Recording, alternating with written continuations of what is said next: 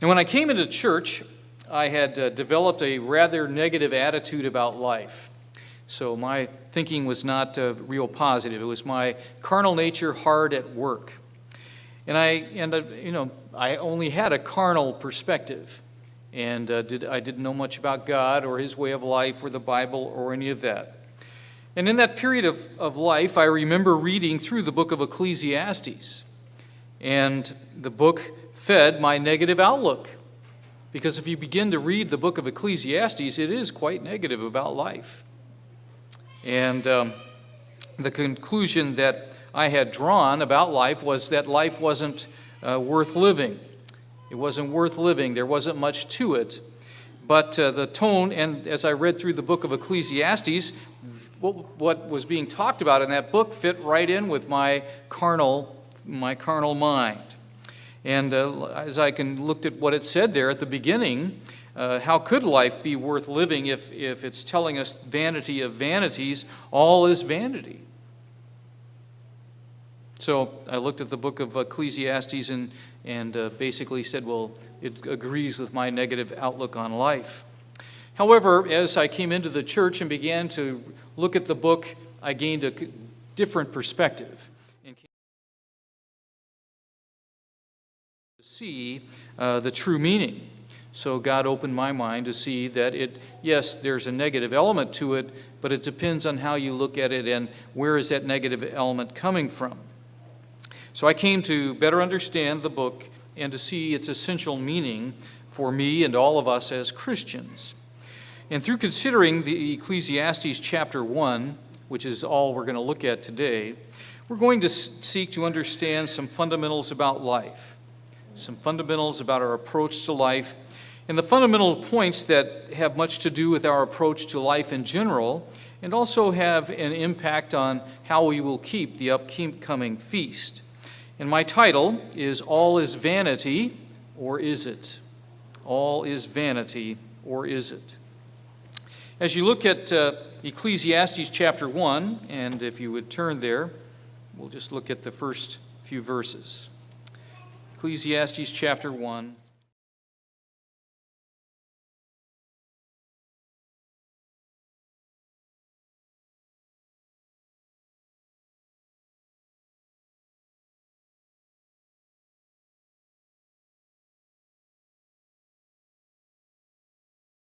It begins in chapter 1, verse 1. It says, the words of the preacher, the son of David, king in Jerusalem. So if you look at what it says there, there are the words that were written down by a particular individual. He's identified by the fact that he is a son of David, and he is king in Jerusalem. And there was only one son of David who was ever king in Jerusalem, and that man was Solomon. So Solomon, this is a book that Solomon wrote. We don't know exactly what stage of life that he wrote in. Was it at the end of his life? That seems more.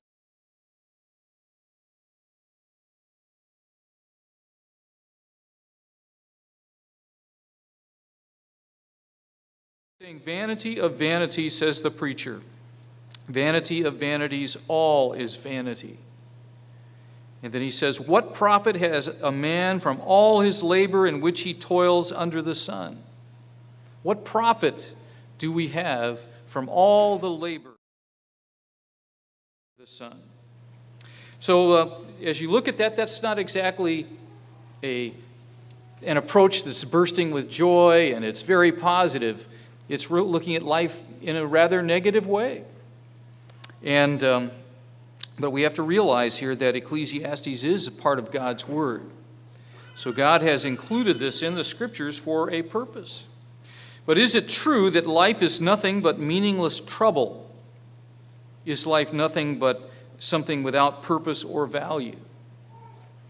Does our Creator intend life to be an unremitting stream? It's just an endless stream of frustrations broken only by death. You know, there are people that have that perspective. They look at life in a rather, there's always a dark cloud, and no matter how bright and sunny the day is, they can find a dark cloud out there, and that's their overall perspective, that life is rather negative. Some people who've looked at the book look at Ecclesiastes and say it's rather a gritty book. And they say this because the book doesn't pull any punches about life. It tells us straight up that life is difficult. Life is difficult.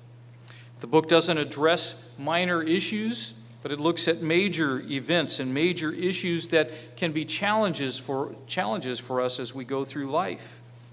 We can either be blessed or we can be cursed as we go through these challenges. They can lead to blessing or cursing. They fill and change the course of one's life. And they are the kind of happenings that occur in a life, and we step back from them and we say, where is God in what I'm going through?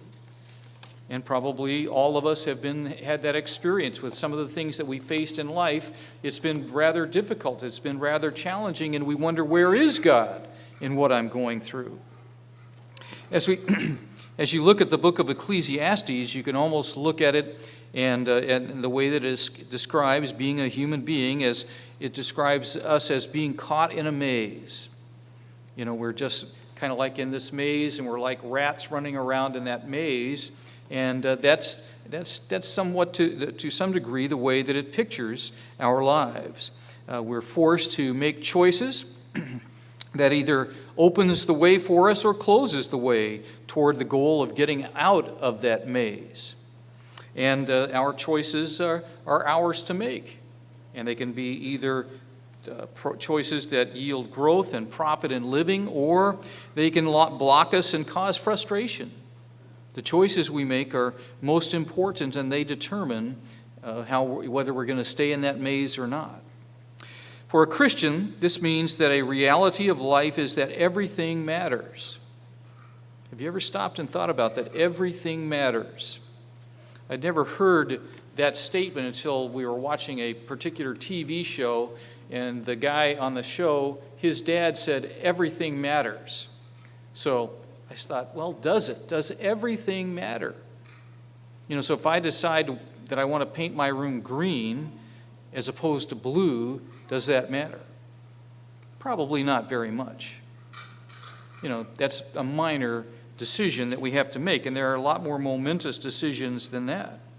But what we have to realize is that every event and choice does not matter to the same extent, but they all, added up all together, do matter to some degree. Solomon's experience reminds us that our calling is too precious to waste on meaningless vanity. We can waste a lot of time on different things that we might do. And one of Solomon's conclusions is, don't do that. There are momentous things, and don't waste your time on things that don't really produce any fruit. God gives us the wisdom in Ecclesiastes to help us grasp what the major paths and choices must be so that life will have meaning. And he's going to elaborate for us as he goes through the book. Make these choices, and your life will have meaning. Make these other choices, and your life is going to have less meaning. And the major teaching of Ecclesiastes is that life offers lots of choices, but when you really get down to it, there are only two major choices. Only two major choices. And that is the choice that moves toward God and the choice that is ours, that is based upon us being men. We only have two choices. So which choices would be wiser as you think about life? To move toward God or to make our own choices and do what we want to do? If life is to be profitable, then God and His way must not just be an occasional thought. Once in a while we think about God. Most of the time we're doing whatever we feel is right. That's not a good choice. God's way must be chosen deliberately. And we have to begin to make that choice in every choice that we make and everything that we face. We have to say, what would God want me to do? What would be to His glory? What would be to His honor? And that's a way of thinking that we all have to arrive at, and it's not natural to the carnal mind. We have to make deliberate choices about which path we will follow. And the reason that we do that is because our choices matter. Our choices matter, and as we choose to go God's way, it's going to help us come to a positive conclusion in our life. If God's not deliberately chosen, our lives may be filled with lots of activity, but there may not be much to show for it. There may not be much to show for it. So Ecclesiastes is not truly about the meaninglessness of life. It's about the meaninglessness of the life apart from God. See, apart from God, life is meaningless. And Solomon wrote, as far as living a life apart from God, the way he designated that was living life entirely under the sun. And we'll focus on those three words in a few minutes here. So as you look at people, there are a lot of people that start out and they're full of life and vibrance and energy and drive, and they all have all sorts of hopes and dreams of things that they're going to accomplish. But then look at them at 65, look at them at 75, look at them at 80, and they don't have the same drive, the same purpose, that sparkle in their eye many times that they had when they were young. And it's not just because they've gotten old, it's because they've lived their lives entirely under the sun, apart from God. And when they look at their lives and what they've done, they begin to say, you know what? It doesn't add up to much. They may have accumulated all sorts of wealth and all sorts of wonderful things in their lives, but you know what? You're not taking any of it with you. In fact, you may have worked diligently to acquire the things that you have. And when you're dead, your reputation is gone. It may live on for a little while, but not for very long. And somebody else may get all of the things that you accumulated. And as Ecclesiastes tells us, he may be a fool. Fools do end up with the good things once in a while. Like it says in the book of, like one person said, even a blind squirrel gets a nut once in a while. So fools do accumulate some of those things, not because they deserve them, but because that's just the way life works out. And as the book of Ecclesiastes tells us, that seems unfair. And in a sense, it is. So let's think about the term vanity of vanities. That's what it says at the beginning of Ecclesiastes chapter 1. Vanity of vanities. All is vanity. So the book starts abruptly. It explains who wrote it, and then it says this phrase, vanity of vanities, all is vanity. And as you go through the first three verses there, you come across that term, vanity of vanities, and you also come across a couple of other words that are significant. One of them is profit. So vanity is one of the words that's of great significance, and it's mentioned quite often in the book of Ecclesiastes, as we will see. The second word that's very important is profit. And the third words that are important are the ones that I've mentioned here, which is under the sun. Those are three terms that are used in the book that are quite significant to them. And we're going to focus on those three terms because they tell us a lot about the points that the writer of the book is making. The first one we'll look at here briefly is vanity. It's a metaphor. Vanity of vanities. All is vanity. As I said, it's used 33 times in the book, and it suggests breath. Something like a vapor. In a cold day, as you breathe out, you have water vapor that comes out. But how long does it last? It comes out and then it's gone.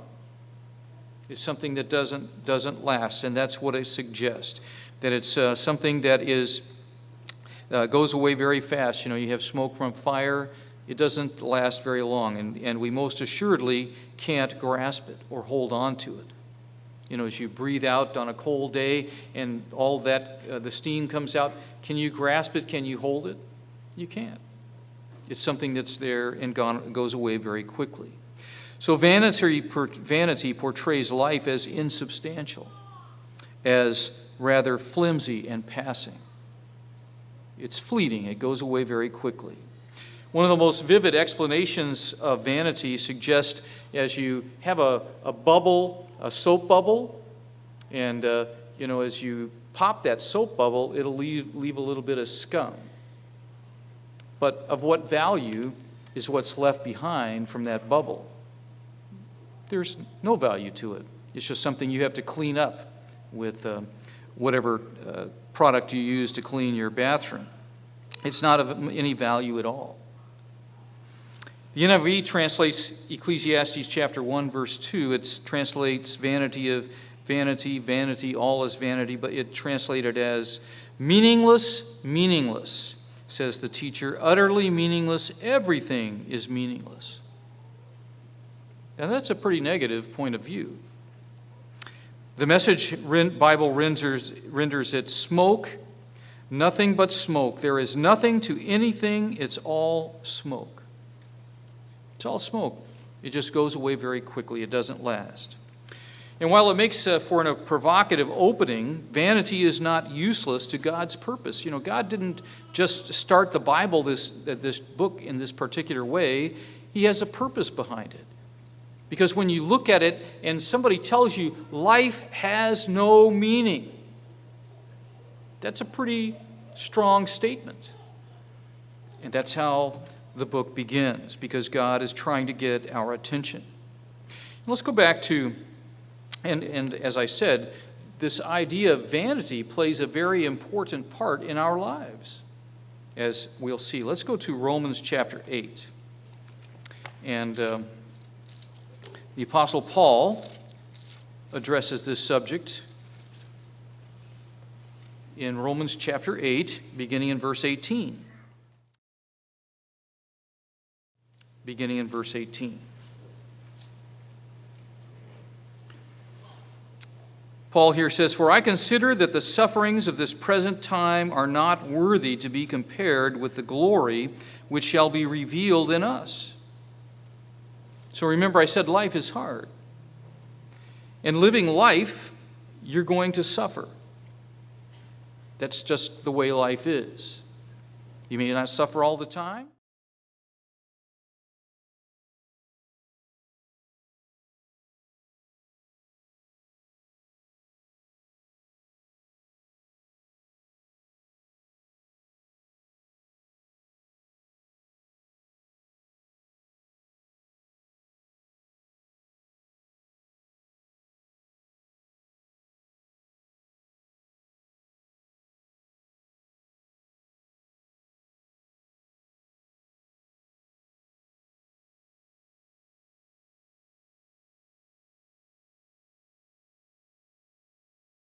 The earnest expectation of the creation eagerly waits for the revealing of the sons of God. The creation itself seems to be groaning. It's not physical.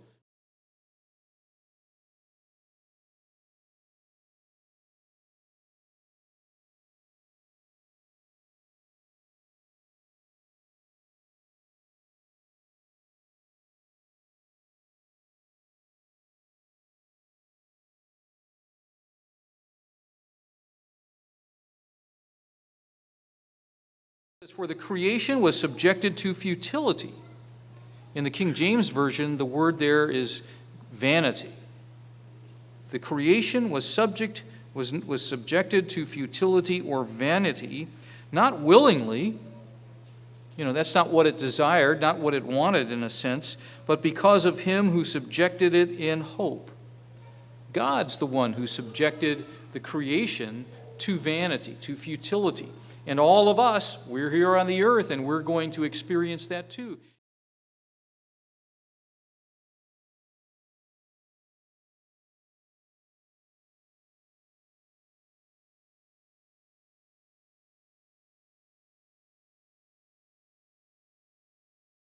Futility. When did the vanity and the futility come on the scene? When was it introduced? Well, it appears that it was introduced in Genesis chapter 3. Genesis chapter 3 tells us of the sin of Adam and Eve. It tells of their expulsion from the garden, and it tells us of certain curses that were pronounced upon them by God. And it seems apparent from where God enumerates the curses following the sins of the first man and woman that he not only pronounced man's subjection to to a measure of vanity, but that was the time or the point in time in which it was activated.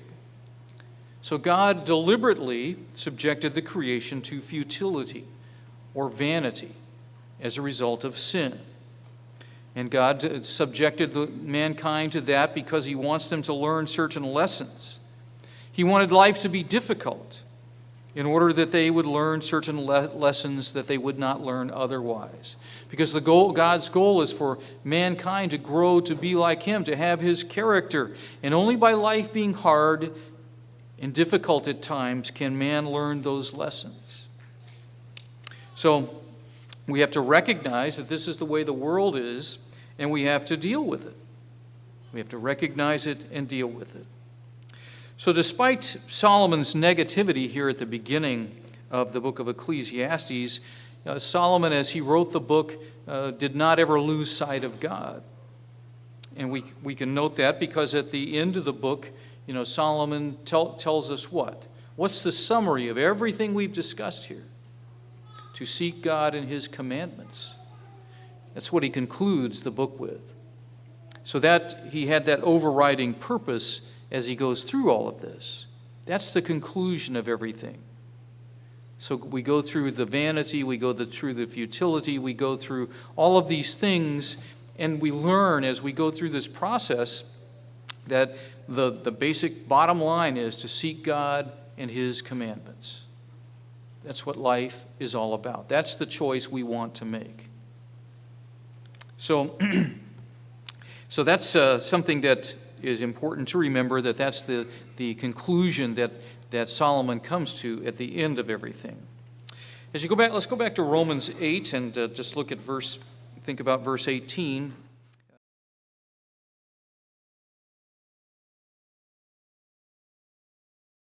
Things that we go through, that this world and nature impose on us, he concludes that they're insignificant. They're insignificant to what lies ahead if we overcome the vanities that we have to face in life.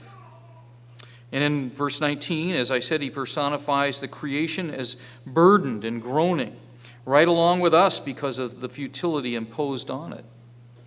And he says the creation looks forward to its release from what the Creator subjected it to.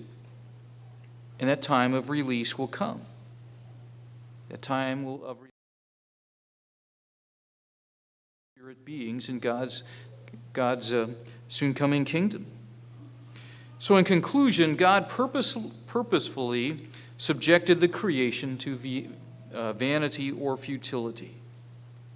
So that's a reality that we have to face. That's the way the world is. We can't unmake the world. It is the way it is.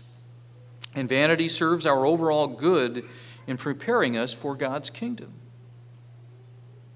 By seeing what really matters and what doesn't matter, it helps us to prepare for God's kingdom. And vanity is a challenging obstacle. Have you ever been frustrated in life? Have you ever stopped and thought that I've not accomplished much in my life isn't really worth much? Sometimes we we reflect on these things. We become philosophical. Since I'm doing this sermon today, I was thinking about, I've got all these different physical breakdowns. My mouth is basically bionic at this point with all the different things they've done, bridges, crowns, and every other thing to keep it going versus false teeth. And then you've got my eyes are fading, I can't hear, and my joints hurt. We've got all these things. So I'm not complaining. I'm just saying that's how life is. And sometimes you sit there and you look at I'm fading, and as you look at the book of Ecclesiastes, it says, remember God, your Creator, in the time of your youth. Don't wait till the time when you can't see. Don't wait till the time when you can't chew anything. Don't wait till the time when you can't hear the birds sing. You're in the latter stages of life. Remember God well before then. That's wisdom. So the sufferings that vanity imposes help us to see things clearly, to see them from God's perspective, and to see that there are bigger things that we need to occupy ourselves with. The second question that comes up is based upon the second word, and that word is prophet. profit. It's only used 6 times in the book of Ecclesiastes, but it's a part of the beginning of the book. It's placed at the beginning in order to add weight to the points that Solomon is going to make.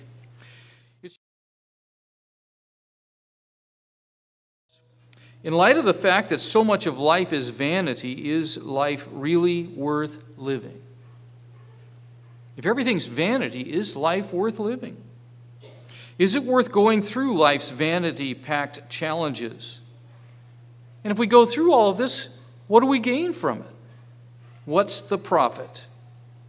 What profit do we have from all of these things we go through? As we look at life, it requires us to expend a great deal of time, energy, and stress. Don't we go through stress in life? We stress over various things, and all of these things, time and energy and stress, are all companions of vanity. They're all companions of the pains of vanity. We have to go through those things. There's no way around it. On the surface, life appears to be just running in circles. How many people call it a rat race? I'm in the maze. How many of us have concluded that life's a rat race? And, as you think about it, because, as we're going to see here, one of the things that Solomon brings out about life, it's cyclical. It's cyclical. Have you ever thought about the rat race? I get up at whatever time in the morning. I have breakfast. I get in the car. I fight the traffic to go to work. I work all day. I come home. I'm tired. I watch a little TV or do whatever other things I have to do, go to bed, and I do it again. And I do that on Monday, and I do it on Tuesday, and I do it on Wednesday, and I do it on Thursday, and I do it on Friday. And then I get up on Monday and I do it again. And I do it for 1 year, and 2 years, and 25 years, and 30 years. And maybe when I get through the 30-year cycle, they give me this nifty watch. The Velcro Timex, and say thanks, and I move on. And when you get done with it, what do you have to show for it?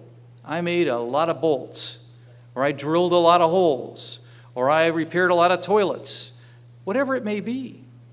What's the outcome of all of that? What's the lasting outcome? So you can look at it that way, and it seems like there's no profit to any of this. What are we doing? And as you think about life, you think about time. Time has gone on for, it appears billions of years. And here I am going to live my 10 in the perspective of time, it's pretty small. In the perspective of the human population, you've got 7 billion people or so living now. You're just one person out of that 7 billion. And if you think about the span of man's existence, you're just one person over those 6,000 years. You are puny. You're of little significance. And think about the earth's natural cycles. You come, you go. They went through their process when you were alive, and they're going to go through the process when you're dead. And you can begin to think in those terms and say, what profit is there in all of this? What profit is there? Solomon's question regarding profit is asked to stimulate our thinking. He wants us to think, what profit is there in all of this? Is there a profit? He wants us to stop and think. Until I came into the church, I didn't do much thinking about these things, but for some reason, when I was about 20 or 21, these thoughts that there has to be some bigger purpose came into my mind, because I could see that all of this is futility. We are like rats in a maze, and we keep doing the same foolish things over and over and over again. And we never get off that cycle. It looks like after you slaughtered 54 million people during World War II, you'd say, we've had enough of this. Maybe we should stop. But we're building up to more conflagration instead of learning our lessons. We just never seem to learn. So the thing is, the only thing that makes it profitable is to know God and to have a relationship with God. He is the factor that makes all the difference. He's the one that makes it profitable. And as God comes into the picture, life becomes profitable. It becomes enjoyable. It can actually be abundant, and it can actually lead to everlasting life. And you know, as you receive everlasting life, it's not going to be filled with futility. It's going to be filled with purpose and hope. And the things that God has planned for us have to be amazing. We're not just going to be sitting on our duffs up in heaven or wherever we're sitting. That's not how God is, and we won't be either. The third term that's important here is under the sun. And it's a little bit mysterious. What does that mean? What does it mean, under the sun? And as you think about being under the sun, it's a term that accounts for much of why Ecclesiastes seems so pessimistic when we first read it. Why does...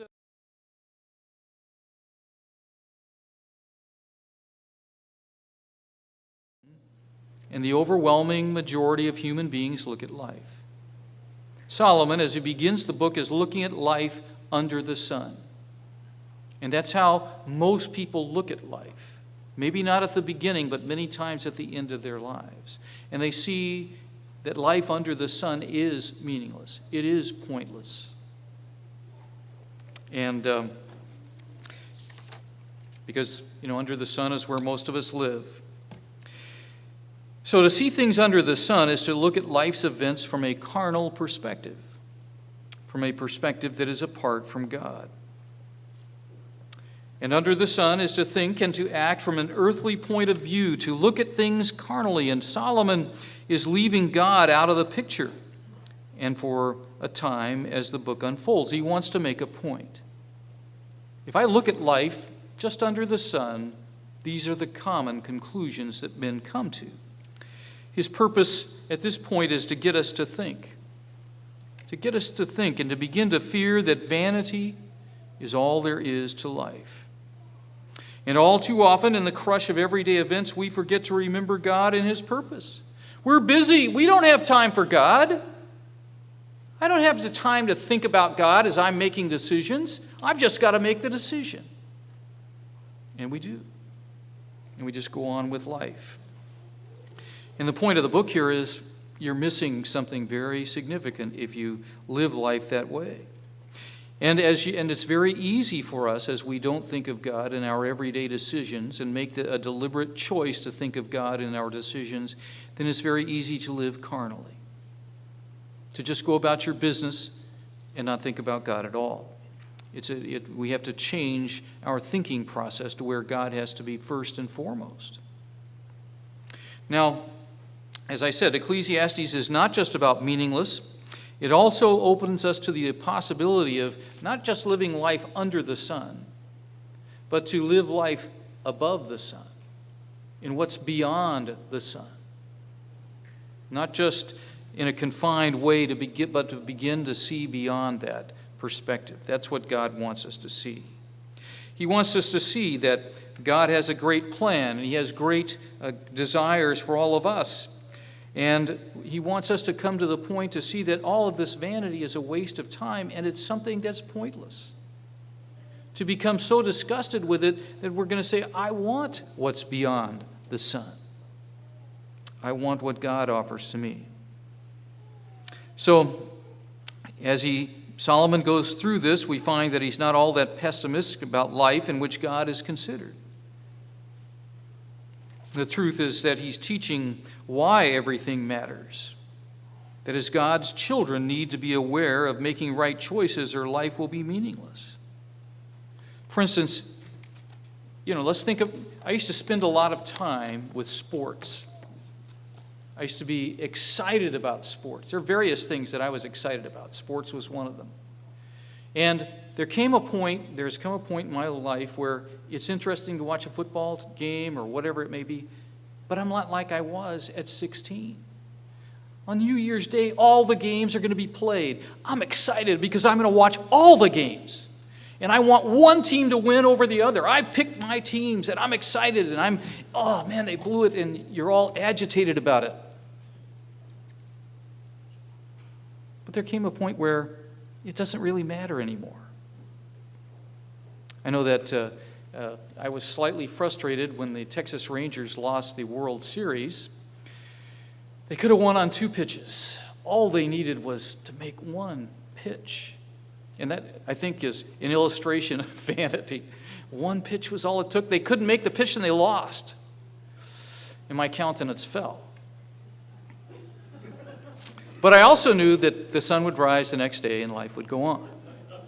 But when you're involved in this, and sports is important, whatever it may be, it's really significant in your life, and you have to come to see, you know what? In the greater scheme of things, this doesn't matter. I used to love music. I used to love music and listen to a lot of music. Every time you got in the car, boom, the radio's on, and you're listening to music. And, in the old days when you used to be able to punch in, put in different stations, and you'd hit the button, so I'd be hitting the button and moving all over. I hate that song, so I'm going over to this. And some of you who were teenagers back in the day, you remember that. So anyway, we tuned in our music right away, and music was important. And it was very motivating. It was very, music expresses emotion. And it can be uplifting, it can be depressing, it can support all sorts of moods. And I like music, but it doesn't matter so much anymore. And a lot of things don't matter so much anymore. And it's not that there aren't significant things in life, but as you grow and you begin to see what's really significant, those things don't matter anymore. They don't matter. So you begin to say there are more significant things. It's not that I don't watch a football game. It's not that I don't listen to music. It's not any of that, but it doesn't occupy the same status in my life. And if I don't listen to it, life goes on. There are bigger things, there are better things that God is wanting us to see. So we have to make our choices, and we want to do things that are profitable. So we have to begin to ask ourselves, what is profitable? And whatever you're doing, whatever you're thinking about, you've got to say, is this profitable? Doesn't mean that we never have any recreation or any of that. No, that's not what it means. But you have to make priorities, and to enjoy life or run or whatever you happen to do, enjoy it. But keep God where he needs to be. Solomon, following his opening declarations, then launches into a series of illustrations about the earth's cycles. And he applies them as evidence of the kind of environment in which we live. We may not think about this a lot, but Solomon says, I want you guys to think about this because this is important, something you need to think about. Let's go to Ecclesiastes chapter 1 verse again.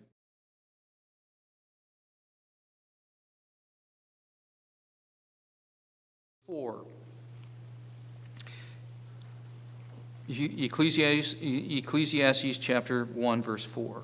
One generation passes away and another generation comes, but the earth abides forever. One generation comes, one generation passes away, but the earth is still there. It's still there, didn't change. He goes on to say in verse 5, but the sun also rises, and the sun goes down and hastens to the place where it rose. So the sun rises, it sets. It rises, it sets.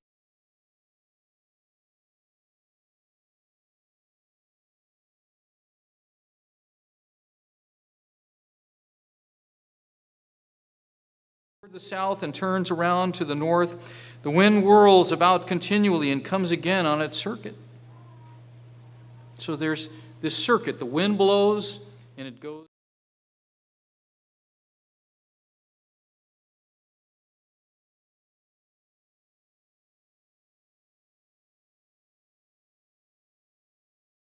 All the rivers run into the sea, yet the sea is not full. To the place from which the rivers come, there they return again. So you've got a cycle, the hydrologic cycle. So you've got the rain falls, it falls into the river runs into the sea, there's evaporation.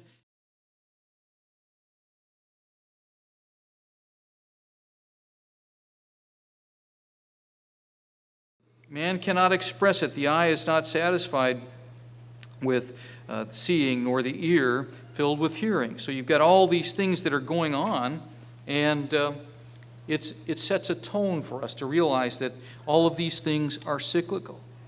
And it presents a picture that is somewhat...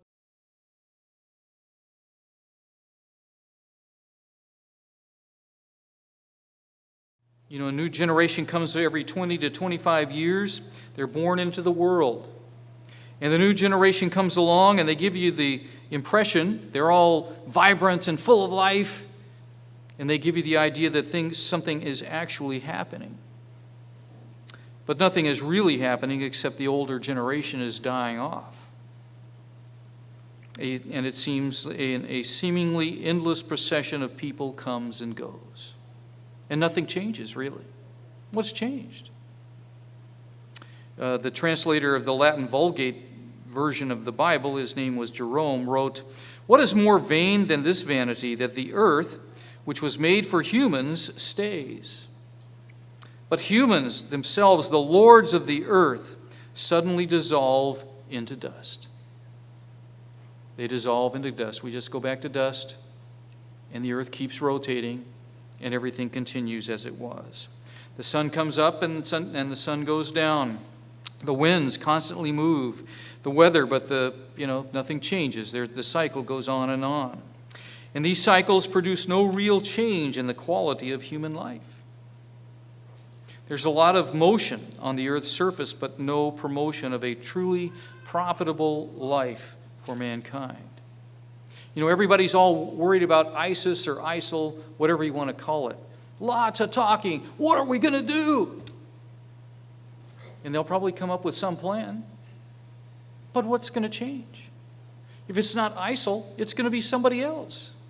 And on it goes.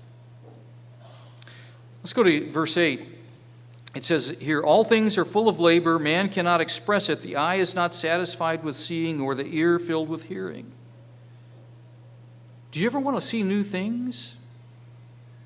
We all do, don't we? We all like it.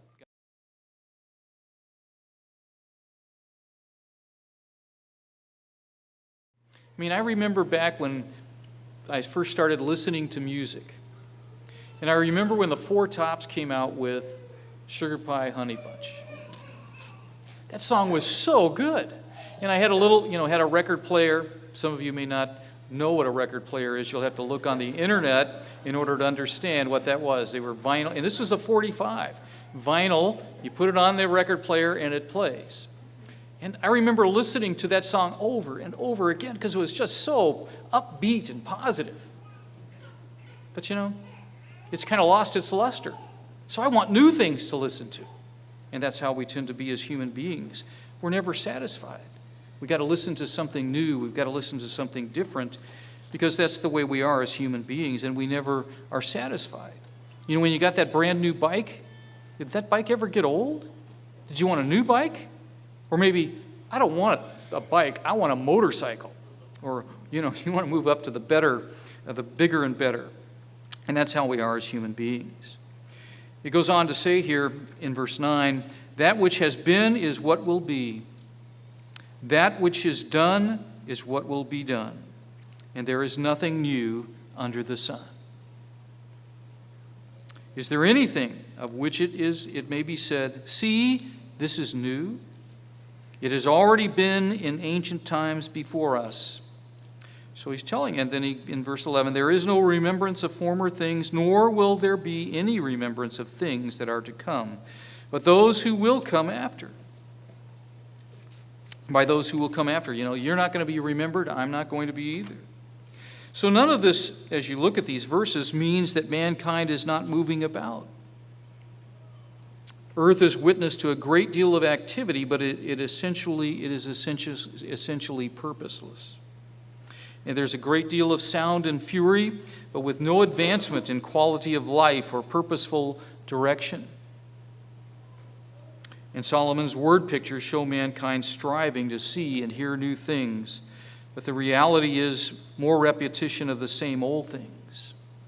He pictures mankind as little more than a milling mass, and man tends to be quite forgetful. Oh, this is brand new. Is it really? You know, you look at the people, a group of people that Paul confronted in the city of Athens.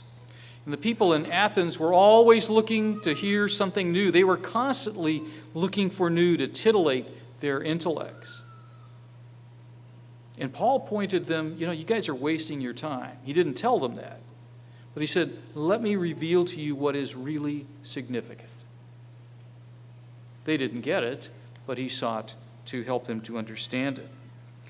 Understanding this desire for novelty is something that a lot of people in our world called entrepreneurs realize. You know, if I can find something new and different, I'm going to make a lot of money. I'm going to make a lot of money.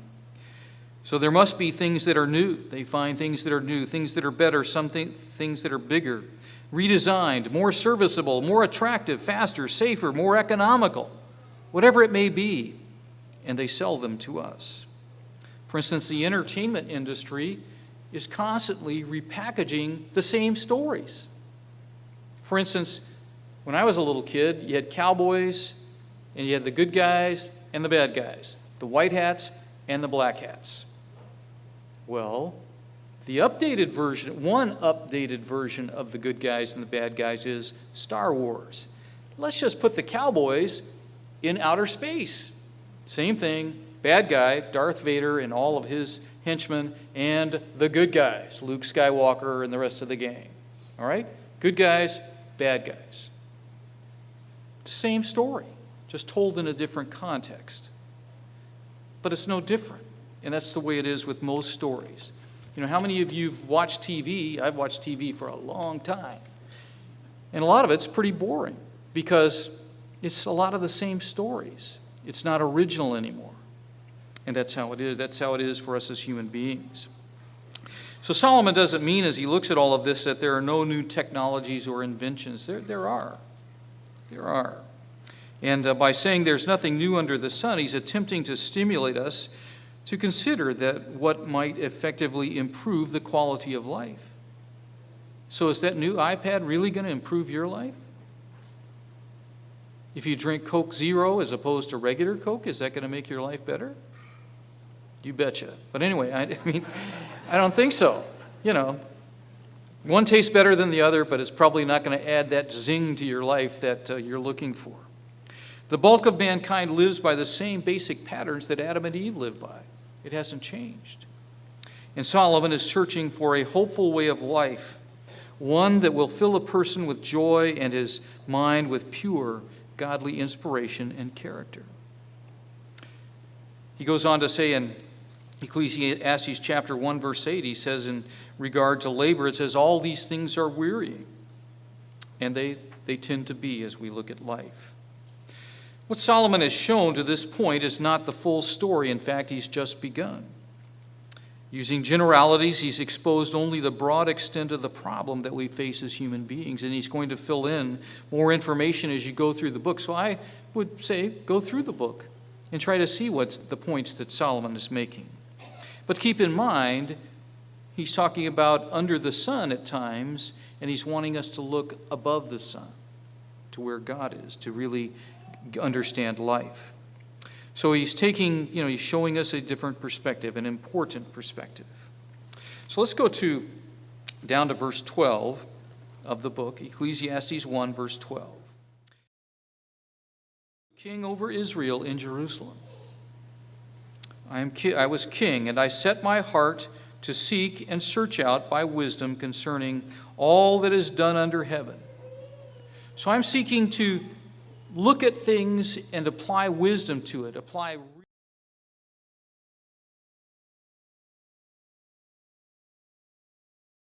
man by which they may be exercised. So that's my job and your job.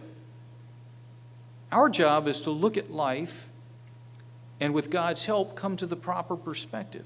What counts? What is vain? What is profitable? What is under the sun? What is above the sun? To seek God's wisdom in order to see that. But if we just operate on the physical plane, we just think in human terms and apply reason, we're never going to get it. We're never going to get it. In verse 14 he says, I have seen all the works that are done under the sun, and indeed all is vanity and grasping for wind. What is crooked cannot be made straight, and what is lacking cannot be numbered. These things, they don't change. And I set my heart to know wisdom, and to know madness and folly. I perceive that this also is grasping for wind. For in much wisdom is much grief. In much wisdom is much grief. And he who increases knowledge increases sorrow. So if you apply your reason, and you look at everything and you figure, with reason, you can never rise above the sun. You can't. You're stuck under the sun. You're stuck in vanity. And you come to the conclusion as you go through that process that there is nothing profitable. It's not profitable. But then you don't know where to go. Once you reach that point, you don't have anywhere to go. And that's the challenge. At least you've come to that point. There's got to be more. There's got to be something else. But unfortunately, there isn't. The book's first 11 verses don't provide much in the way of hope for one's life.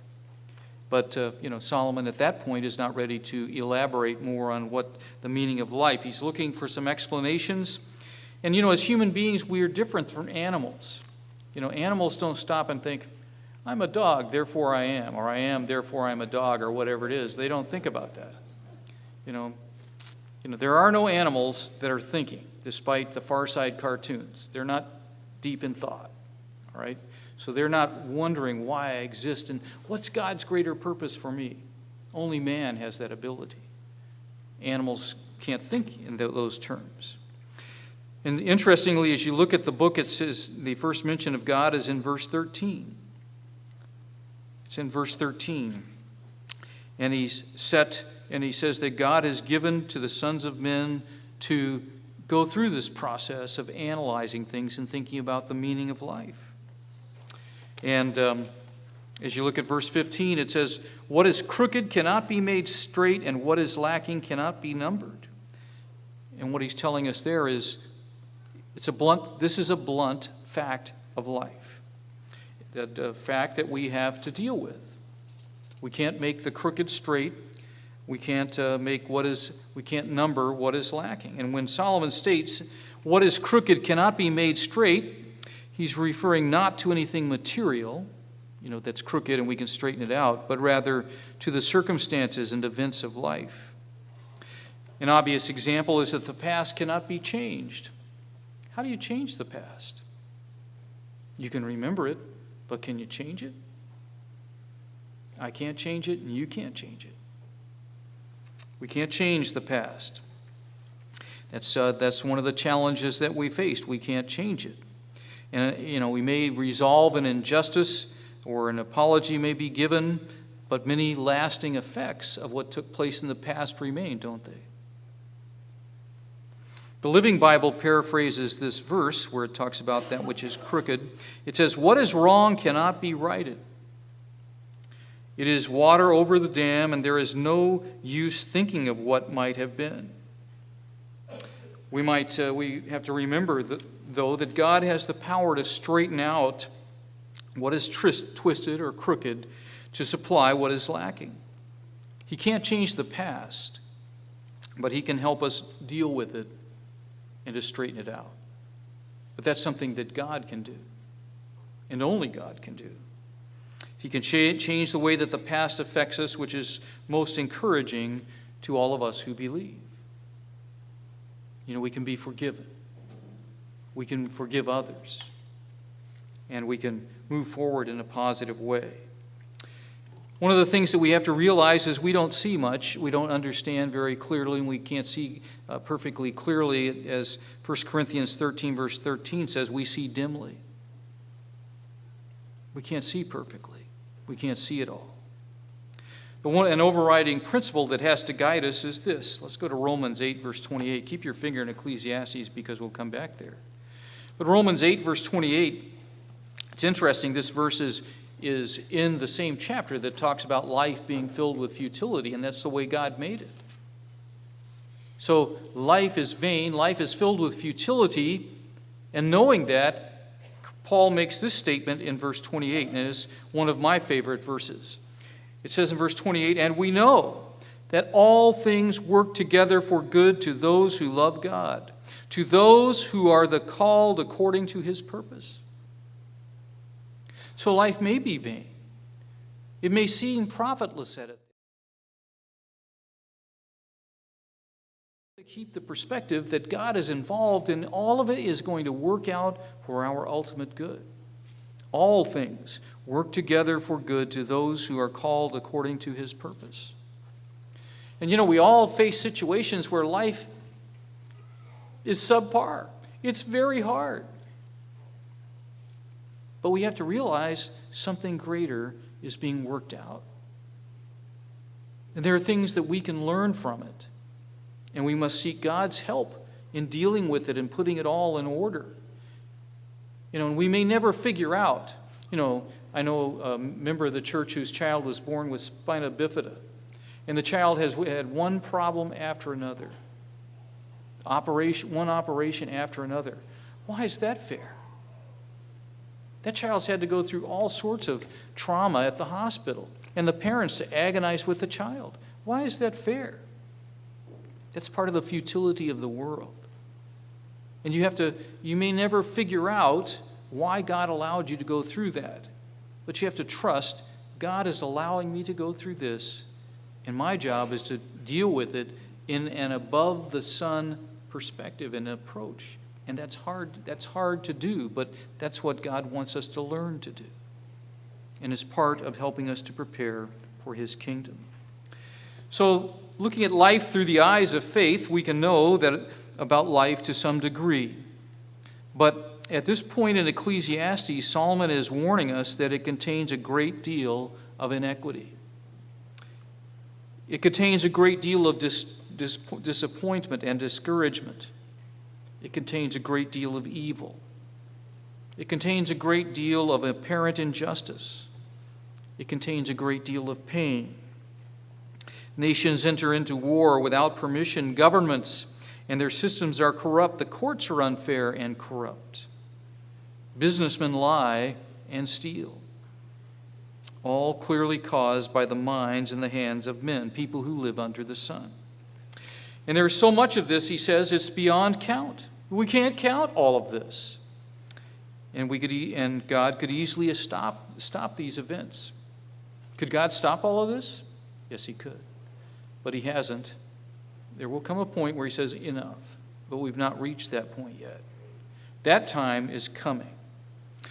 Is it any wonder that Paul said the following in Galatians chapter 1? Let's go to Galatians chapter 1.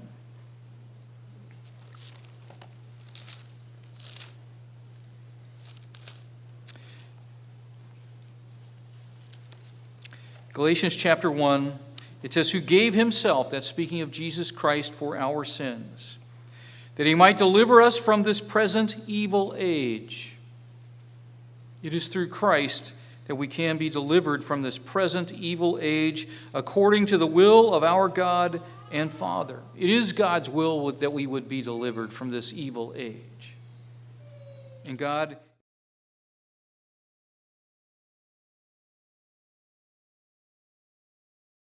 picture that there's something great and wonderful working out here.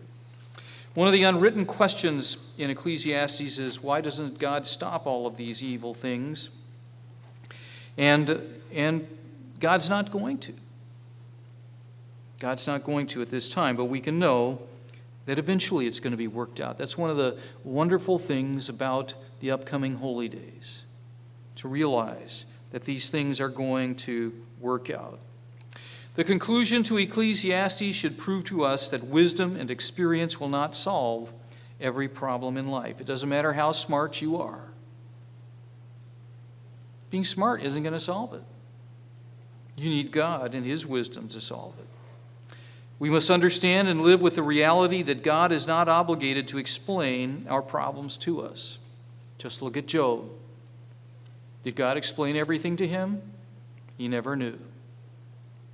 Job is, as we look at Job, Job is like, we're looking down on Job. And we have a perspective when we look at Job that Job never had. He didn't see it the way we see it. He never knew. All he had to do was come to trust God and learn those lessons that God wanted him to learn, and he did learn them. And God blessed him, and God is going to raise him up at the last day. We are the sinners who chose, as Adam and Eve did, to accept Satan's deceitful offer. That if they would listen to him and eat the fruit, their eyes would be opened. And their eyes were opened. And our eyes are opened. But even though they're open, we can't see. Not clearly until God comes into the picture. And if we follow their path, can we expect different results? No, going to be the same results. That monotonous, in the maze situation. So life now is a tremendous blessing to all of us because God has opened our minds to his truth. We must accept the reality, though, that we must live by faith in God's promises, and that's what we do as we go up to the feast days. We might ask ourselves, in light of Ecclesiastes 1, will this feast be a profitable experience? Will it be profitable? Or will it be vain? At the feast, will we live under the sun, or will we live above the sun? What will it be? I know that in a number of feasts early on, I lived under the sun. I remember the feast where we bought all sorts of alcohol, and we were going to try all sorts of drinks. We didn't get drunk. I remember some of the alcohol was left after the feast, and I said, well, I'm going to make a rusty nail. And so my wife tasted it, and she said, well, I think I'm going to get blood poisoning from that particular drink. But we were living, you didn't have the perspective. Now, we don't care about the booze. That's not important. That's not why we go to the feast. Do we enjoy a drink? Yes. But it's not important. And it shouldn't be. What is important? It's what's there above the sun as we seek God. So we go to the feast, we make choices. We make choices in how we will keep the feast. Will we go there to drink in of the knowledge that is given to us? Will we conduct ourselves in a way that is conducive to our getting the most out of services? That's what we want to do. It's not just a vacation. It should be enjoyable, but it's not just a vacation. There's something bigger that we need to see. So God in his mercy has miraculously broken into our lives to prepare us for his kingdom. And our challenge is to meet those challenges that this life of futility presents us. We must cease living our lives running in circles. We can choose how we live. And we must head straight for the kingdom of God. That's what life is all about. That's the profitable life lived above the sun.